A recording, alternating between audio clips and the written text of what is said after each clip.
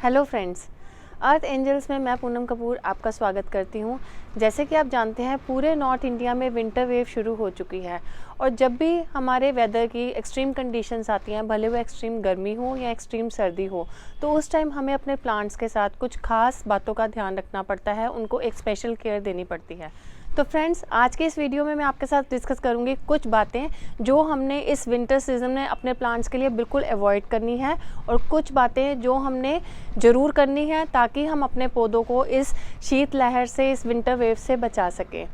तो सबसे पहले मैं आपके साथ वो पॉइंट्स डिस्कस करूंगी जो हमने इस विंटर सीज़न में अवॉइड करने हैं। विंटर केयर में सबसे जो इम्पोर्टेंट पॉइंट है जिसका सबसे ज़्यादा हमें ध्यान रखना है वो है से नो टू ओवर वाटरिंग। हमें अपने प्लांट्स में बिल्कुल भी ओवर वाटरिंग नहीं करनी है। वाटरिंग करते समय हमारा एक ही फंडा है, हमने फिंगर डिप करके चेक करना है कि अगर वो मिट्टी हमारी फिंगर से चिपक रही है तो इसका मतलब अभी आपके प्लांट को पानी की रिक्वायरमेंट नहीं है।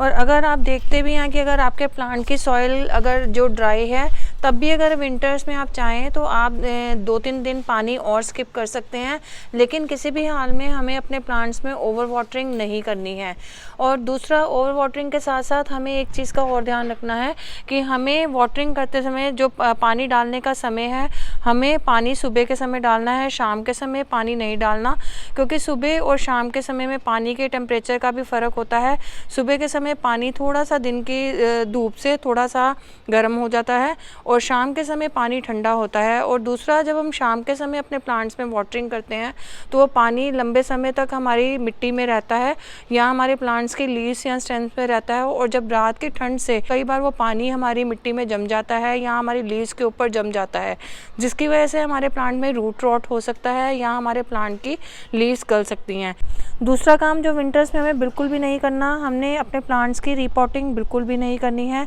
क्योंकि विंटर्स के समय में प्लांट डोरमेंसी में होते हैं, प्लांट में ग्रोथ इतनी ज़्यादा नहीं होती। और रिपोर्टिंग के समय अगर हम अपने प्लांट्स की रूट्स को हर्ट कर देते हैं या कोई नुकसान पहुंचा देते हैं तो वो शायद रिकवर नहीं कर पाता, क्योंकि प्लांट में उतनी ग्रोथ नहीं है। तो इस समय जितना हो सके हमें अपने प्लांट की रिपोर्टिंग को अवॉइड करना है। तीसरा काम जो हमें विंटर केयर में बिल्कुल भी नहीं करना है कि हमें अपने प्लांट्स की बिल्कुल भी हार्ड प्रूनिंग नहीं करनी है, क्योंकि अक्सर क्या होता है विंटर्स में हमारे प्लांट्स में जितनी भी लीव्स होती हैं, काफ़ी ऐसे प्लांट्स हैं जैसे चंपा हो गया, अडेनियम हो गया, ऐसे कुछ प्लांट्स हैं जिनकी लीव्स शेड हो जाती हैं और जो लीव्स झड़ने के बाद प्लांट्स में खाली स्टेम रह जाता है और वो देखने में इतना खूबसूरत नहीं लगता। तो अगर हम इनकी हार्ड प्रूनिंग करते हैं तो उसमें क्या होता है कि जब हमारा स्टेम का जो हिस्सा कटता है उसमें जब ओस पड़ती है तो फंगल अटैक का पूरा खतरा बन जाता है, या कई बार ओस पड़ने से या ठंड की वजह से हमारा स्टेम गल जाता है।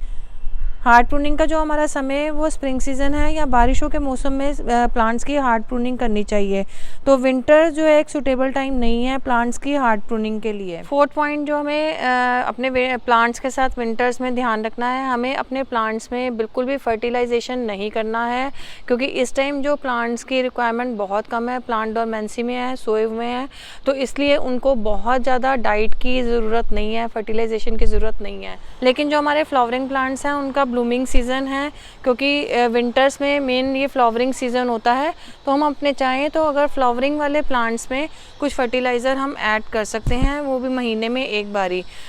लेकिन ज़्यादा हम बाकी के प्लांट्स में जो नॉन फ्लावरिंग प्लांट्स हैं उनमें फर्टिलाइज़र ऐड करने की ज़रूरत नहीं है हमें। तो फ्रेंड्स, ये तो कुछ काम थे जो हमने अवॉइड करने थे। अब ऐसे कौन से काम हैं जो हमने विंटर्स में अपने प्लांट्स के लिए ज़रूर करने हैं? तो फ्रेंड्स, विंटर केयर में सबसे इम्पॉर्टेंट बात जिसका हमें ध्यान रखना है, हमने कोशिश करके अपने प्लांट्स को फुल सनलाइट देनी है। जिस तरीके से हमें सर्दी में धूप में बैठना बहुत अच्छा लगता है, उसी तरह प्लांट्स को भी सनलाइट विंटर्स में बहुत ज़्यादा पसंद है। तो इसलिए हमने अपने प्लांट्स को कोशिश करनी है उस एरिया में शिफ्ट कर देना है जहाँ उनको फुल सनलाइट मिले।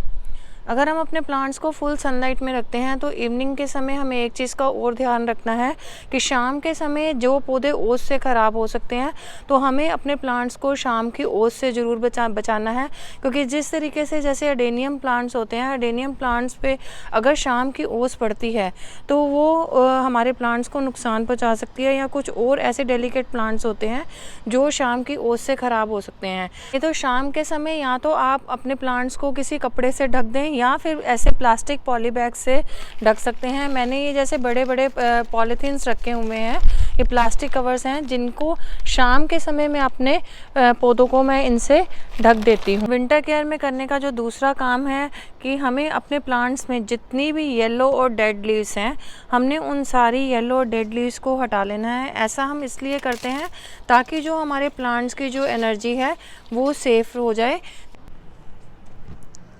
तीसरा काम जो हमें करना है, हमें अपने प्लांट्स में रेगुलर फंगिसाइड का स्प्रे करना है, क्योंकि अक्सर क्या होता है कि जब हम पानी डालते हैं और हमारा इवेपोरेशन इस टाइम ज़्यादा है नहीं, क्योंकि धूप ज़्यादा तेज़ नहीं होती, तो क्या होता है कि वो फूलों के बीच में पानी जम जाता है और धीरे धीरे उसमें फंगस लग जाती है, फंगल इन्फेक्शन हो जाता है। तो हमें अपने प्लांट्स के ऊपर 15 से 20 दिन में एक बारी किसी भी अच्छे फंगिसाइड का स्प्रे ज़रूर करना है,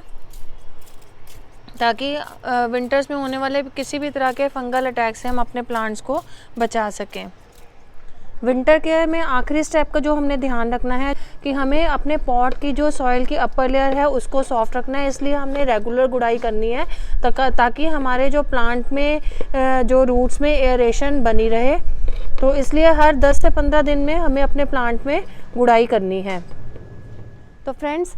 कुछ बातें हमने अवॉइड करी और कुछ बातों का हमने ध्यान रखा। इस तरीके से हम अपने पौधों को इस शीतलहर से बचा सकते हैं ताकि आने वाले स्प्रिंग में हमारे पौधे बहुत अच्छे से ग्रो कर सकें। तो फ्रेंड्स, जाते जाते अगर मेरी वीडियो पसंद आई हो तो उसे लाइक और शेयर करना ना भूलें, और अगर अभी तक मेरा चैनल सब्सक्राइब नहीं करा तो प्लीज़ मेरा चैनल सब्सक्राइब ज़रूर कीजिए और सब्सक्राइब करके बेल आइकन ज़रूर दबाएँ, ताकि आने वाले समय में मैं इसी तरीके से गार्डनिंग से रिलेटेड वीडियोज़ आपके लिए लेके आती रहूँ। Stay tuned and happy gardening and happy winter.